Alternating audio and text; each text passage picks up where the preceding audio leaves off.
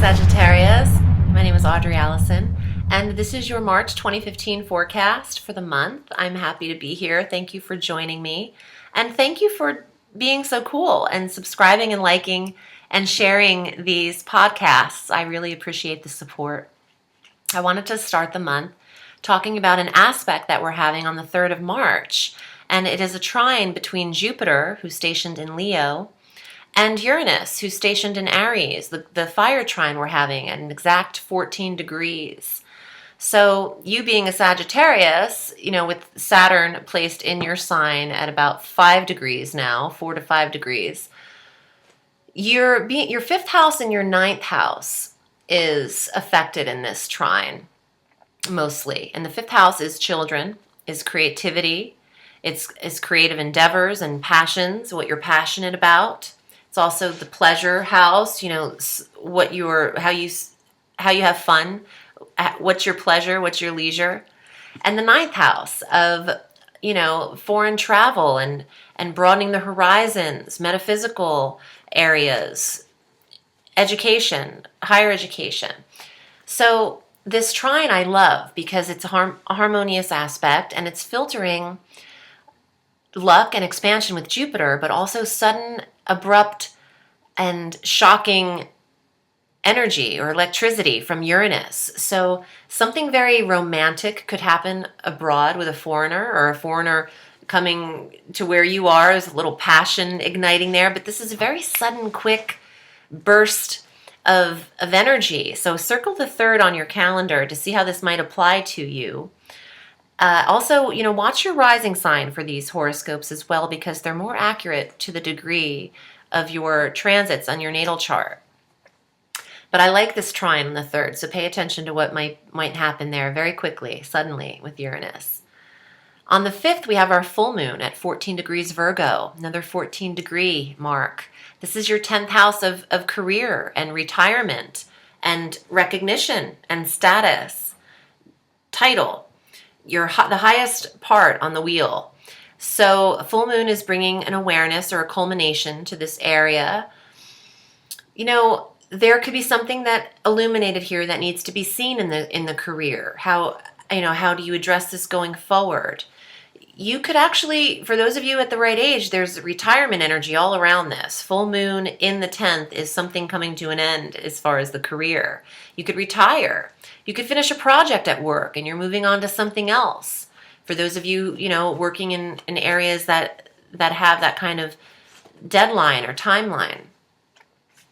On the 12th of March, Mercury makes his transit into Pisces. And this is your 4th house of home and foundation. When Mercury transits, he's looking for where he can filter his communication, his communicative energy. And he's a lot of information regarding the home. So for those of you Sages looking to move, there's information coming into the home from the 12th of March through the 30th of March before he moves into Aries. So that's a great time to shop for homes, interview, real estate agents about searching for homes, or, getting your ducks in a row and very orderly with Mercury in your 4th house. Planning to maybe have some kind of host something in the home, or communicate or teach throughout the home. Having some kind of classes or schooling come into the home could happen. Now, midway through the month, I want to talk about the Uranus-Pluto square, which is kind of tense. It's at the final 15-degree mark on the 16th of March. Uranus in Aries, Pluto stationed in Capricorn. So this is the 2nd and 5th house for you. It's basically the 2nd house of money and the 5th house of creativity. For those of you working from home or responsible for your own creative, income, this is a tense day. I wouldn't schedule a lot of planning or have too many high expectations for yourself on the 16th. Pluto is intensity, and there can be some not too pleasant stressful energies around this day between the 5th house of children or creativity, romance, and the 2nd house of money. Not a great day to spend either. I would just watch the budget on the 16th as well.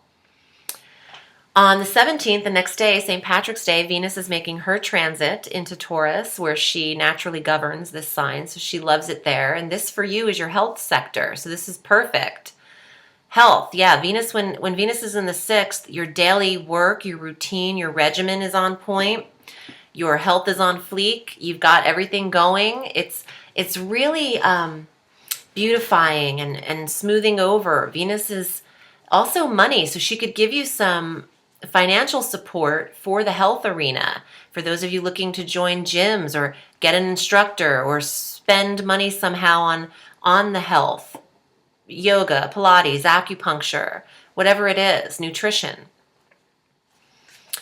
She'll be there for the rest of the month and halfway through April, so take advantage of her.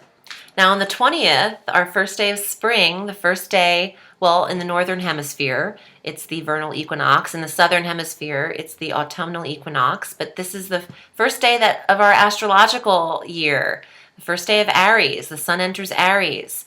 This is also a new moon solar eclipse this day at 29 degrees Pisces. That's rare, okay? So every year on the 20th, the sun enters Aries, and it is our first day of spring here in the north.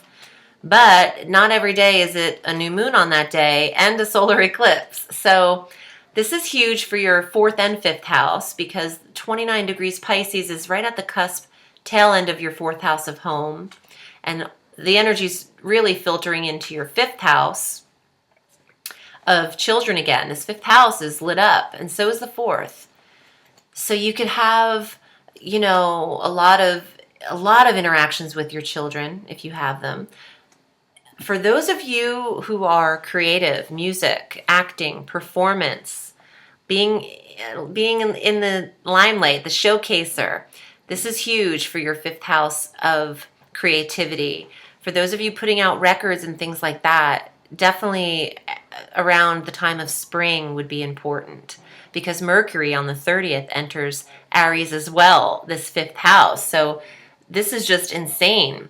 You'll have, the Sun, Mars, Venus, Uranus, Mercury, all in Aries. So this is all conjunct. This is really, really special energy for those of you trying to even double whammy it, get something done creatively for the children. It could apply in so many different ways. I'd love to see your individual chart to determine.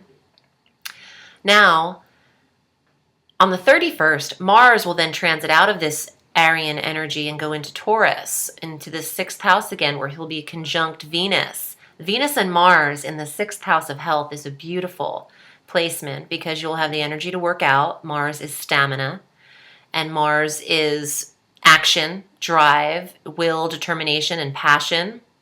In the 6th house of health, next to Venus, who's smooth and beautifying and making things easier. So, it'd be a great time to start a workout routine around the new moon of the 20th, because you'll have this planetary support to keep you very much engrossed in what it is you're doing, and not just fall off in a couple weeks, because, exercising is such a drag sometimes. All right, let's see what the cards have to say, Sag. Again, you have Saturn with you. Oh, who's also retrograding. Saturn's retrograding this month, mid-month, around the 14th, and this, will be with you. So there's some restriction with you. There's a need to control. And you, Sagittarian, you're very free-spirited. You don't like Saturn in your sign too much, but what he's doing is actually realigning you, probably to budget, to get your physical self in order. And I think that you have all the support with him there and all of this action, Mars and Venus in your 6th house, to get your health and your body, your physique in order, officially. Okay, let's see what your cards are this month. And if you'd like a reading with me, you can book with me at audreyallison.com and Facebook, Audrey Allison Astrology and Tarot. I read all through the week. Let's see what's up for you, Sag. Well, I don't like this too much. It's the 10 of Swords. Let's see what it is you're healing or recovering from, or what has had you rejected. The Magician. Okay, let's see. Lady of Cups, Lady of Vessels, Psychic Intuition. And the Ace of Cups. Good. I have Ace energy, new moon energy. And I have these cards as well in the last that fell out. Oh, cool. The Ten of Cups, communications. The Sun, soulmate, marriage. And the Knight of Coins, the protector of your own health and wealth, which is exactly what you're up to with Mars and Venus in the 6th. Okay, but let's discuss this Ten of Swords that we started with. Now, I'm going to tell you what I'm thinking because as soon as I pulled a Magician, I was like, oh, I know what this is. And I'm just going to say it, but no judgment. In fact, I don't want to hear anything about this on a personal email because I won't answer it. But the Ten of Swords and the Magician, perhaps for those of you who are working with magic or candle magic, you need to lessen up on this. No magic should be done around the eclipse.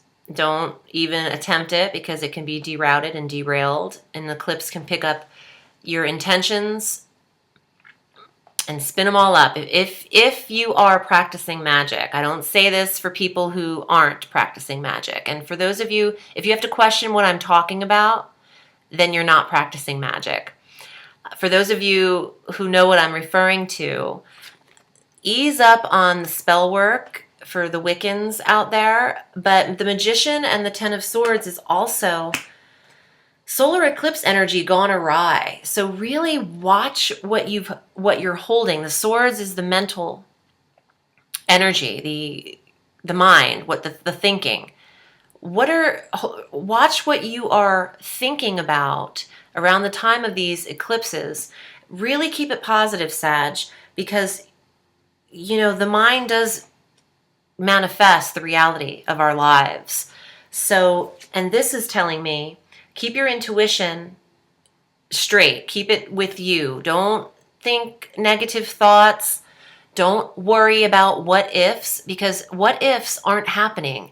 Stay in the now. Stay very present, because what's in the future positioning I love is the Ace of Cups. Finding one's purpose and destiny. The Ace is the initiating new moon energy of the suit of the cups, the emotions.